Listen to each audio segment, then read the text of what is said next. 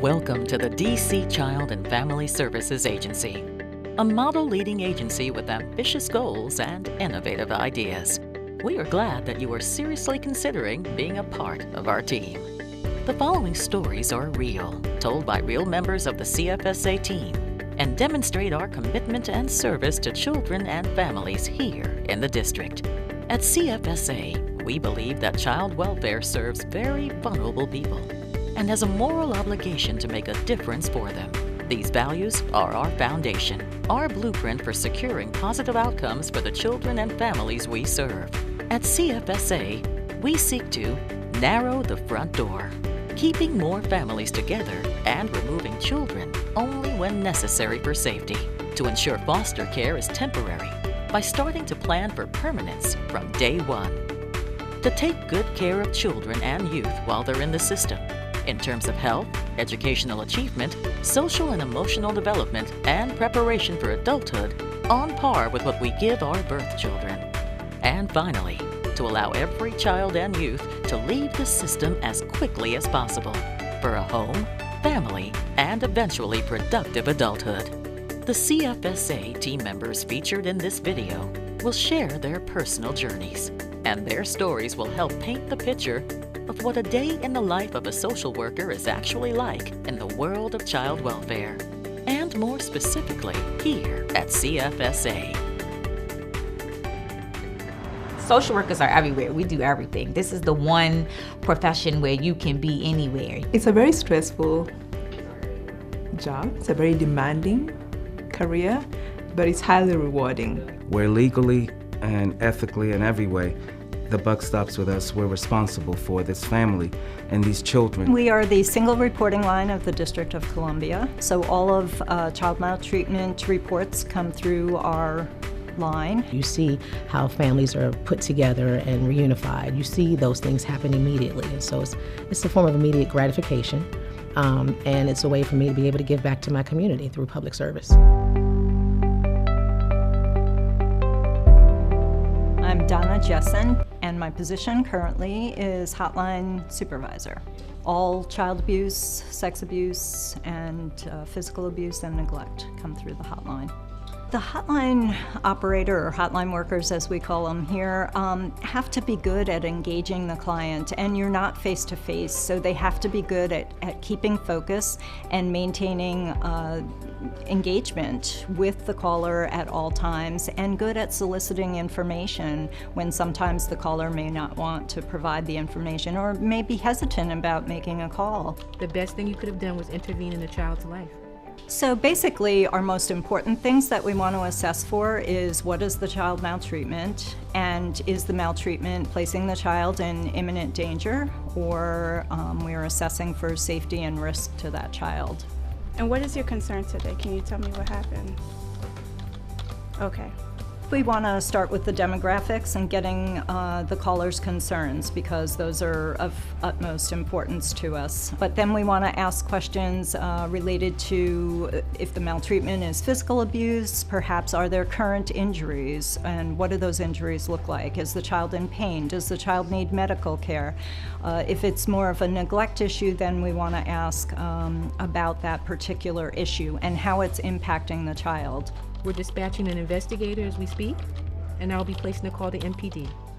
If it's related to the parent's behavior or the parent's substance abuse or the parent's mental health issues, then we again want to find out specific, behaviorally specific information regarding the parent's behavior and how it's impacting the child. For a lot of people, it's very stressful to make a hotline report. They don't know what's going to happen to the child. The child, they may assume that the child's going to be automatically removed, or that the family is going to be penalized in some way. And so the hotline worker's job is to help the caller, to walk them through this process.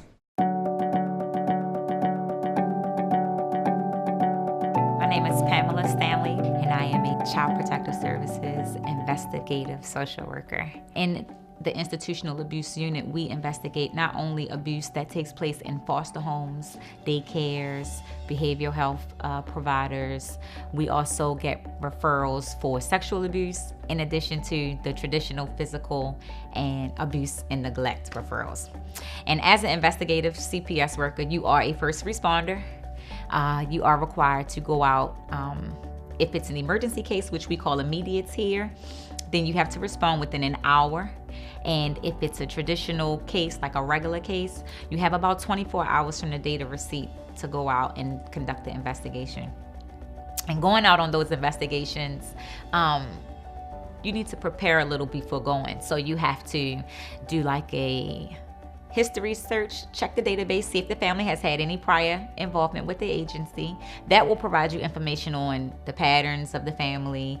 Sometimes you may need to call on a colleague to help you. While I'm over at this school talking to 3 kids, I might need you to run over to this school and see if you can get the other children. So teamwork is essential. Like, you have to work as a team here. Well, there are several difficult cases that you will encounter working for Child Protective Services. One of my most difficult cases wasn't necessarily the degree of the abuse, but more a personal matter. I identified with the family. The parents were about my age. It was a co-parented home. They had no history of prior involvement with us. They had a son who, he got in trouble at school. Teacher called home. Dad picked him up as usual, asked the teacher what may have happened or what took place. They get him home. Dad spanks him. The next day, the child goes back to school. And the child says, I got a whooping last night, but this one was worse than usual. And so the teacher happened to look at his bottom, and there was some bruising. So as mandated reporters, they have to call us.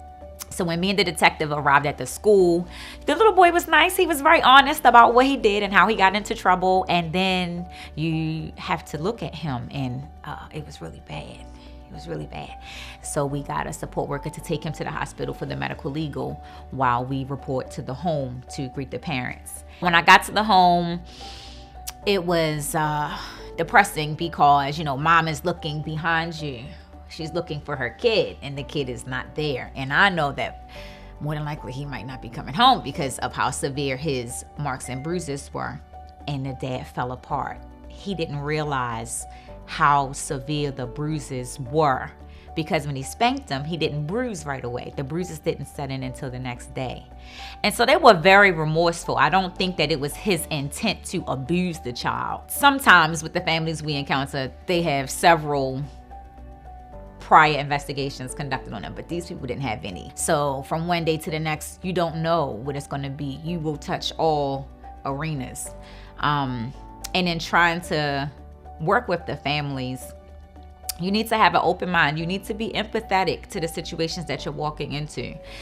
In social work school, they always tell you, start where the family is. And it sounds so easy on paper, but when you get there and the family is dysfunctionally functioning, where this dysfunction takes place every day to the point where the kids have adjusted and they know what to do when the dysfunction surfaces. You have to remember that and work with the family in trying to keep them together. There is no manual to prepare you how to adjust your personality to work with these families. There is extensive training at CFSA, and they give you training on almost every topic that you can think of, but there is no training that will prepare you for showing up at the scene of a fatality or showing up at a scene and a parent is high on PCP and you have to figure out how to calm that parent while they're inebriated and get the kids out of the home. Nothing really prepares you for that, which is why when you go in, you have to have that empathy, you have to be understanding, and you have to be a personable person in order to work with the families. I'm a little rough around the edges, so so I adjusted well with the families that I serve. So I do okay.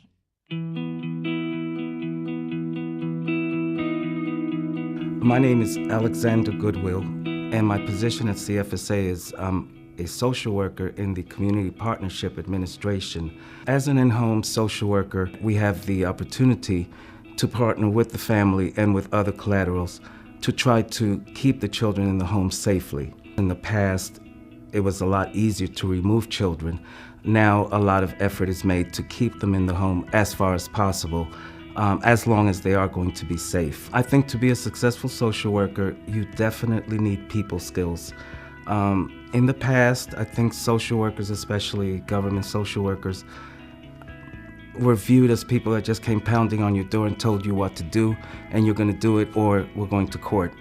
All that has changed. Now it's about engaging the client to address the concerns. Hi, Ms. Gray, this is Alexander Goodwill. I'm here for our visit. Communication is key, not only with the client, but we deal with the courts, we deal with our colleagues, with collateral agencies. We're often part of multidisciplinary teams, so we have to be able to know how to communicate effectively and in a collegial manner so that we can actually work together for the good of the client. I just completed the visit to the family on 14th Street and just planning to head up to the main office, seeing if anyone needs anything dropped off or picked up.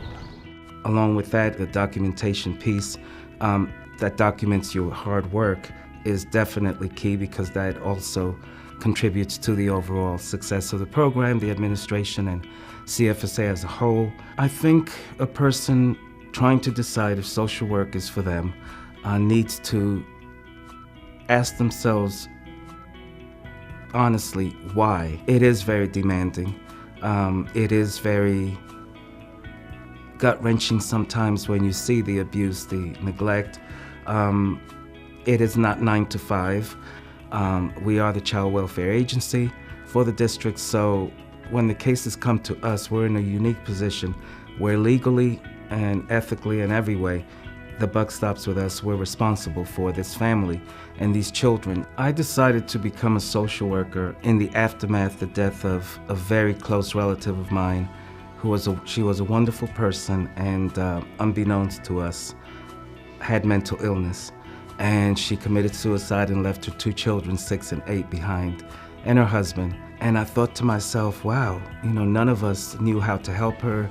We didn't recognize any signs. She always seemed so cheerful. I would like to make something good come out of her death.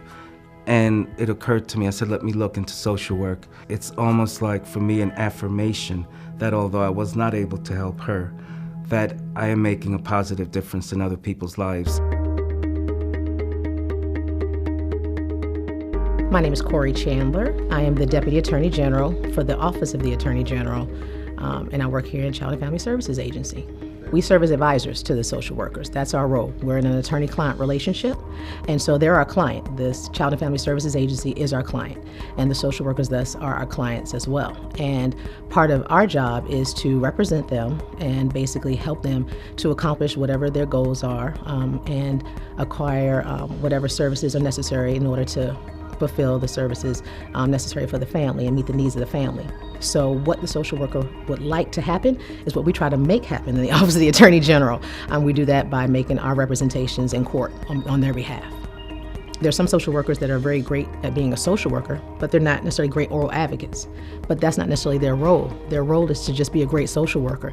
And if they're not comfortable in that, they can work with their Assistant Attorney General and partner and say, well, you do all the talking, and if there are any issues or sticking points as far as facts that need to be clarified, I can clarify those things. That meeting usually has to take place within a day or 2 of the child coming up out of the home. And so it's important for you to immediately meet with the AG. I think it's important for our social workers to remember that the Assistant Attorney General is your attorney.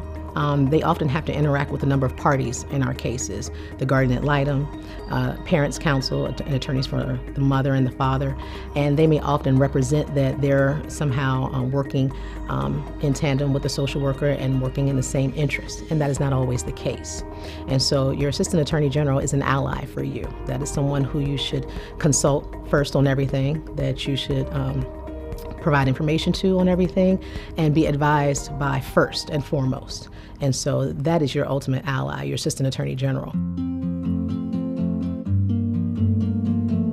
My name is Natasha Maritim. I'm a social worker in the Permanency Administration at the DC Child and Family Services Agency. As a social worker in the Permanency Administration, my role is threefold. I'm responsible for ensuring that the children who are in foster care are safe. I'm responsible for ensuring that their needs are being met, that's their developmental needs. And I'm also charged with ensuring that they receive permanency in a timely manner so that they don't languish in foster care. I enter the process once the child is removed from the home. And my role is basically trying to return the children home, or if it's not possible for the children to go back home, either ensure that they receive another type of permanency. So time management is critically important. As a permanency social worker, I'm the leader of a team. To put it in context, a child comes with a whole team. The child has a lawyer, the mother has a lawyer, the father has a lawyer, and if you have 3 children on a case, you may have, the children may have different fathers, so you have 3 different lawyers for each father. And then you have the judge and the AAG. And then if you move to the treatment team, if the child is receiving therapy or mental health services, then you have a therapist, a community support worker, and the mom is receiving services, then you have mom's therapist. So you're leading this team, and so you have to know how to prioritize. The way I do it, I prioritize the children's needs. If the children's needs are met, the child is safe, then I move on to the parents' needs, making sure that the parent is receiving the services that they should be receiving, because number 1, it's court mandated, I have to answer to the court, and number 2, I'm trying to speed the process of reunification, so I need to make sure that, the parents' needs, the biological parents' needs are met as well. So one of my more difficult cases was a case where there were unexplained injuries to a 6-week-old baby. So in this particular case, the parents presented really well, high functioning, they were young. It was difficult to case plan with these parents because I cannot send them for parenting classes because I don't know if that's the solution. I cannot send them for substance abuse treatment because we don't know if that's the solution. We couldn't remedy the safety because we didn't know how the child got injured. And that's the problem. I have to speculate. And when I start speculating, I think of the worst thing that could have happened. So the case resolved with an adoption because we could just never get past the fact that a 6-week-old had broken ribs and a broken foot, and nobody could provide an explanation for what happened to this baby. It is a very difficult job. It's a very demanding job. It's a very stressful job. Having to tell a child that they will not be returning to the care of their mom or their parent is very emotional. How I deal with it is I have to remind myself what is in the best interest of the child. That the child has to be safe. The child's needs have to be met. It's very rare to be in a career where you actually see the impact that you have on people. But this is a job where you will see the impact on people. You will make a difference, and that is rewarding.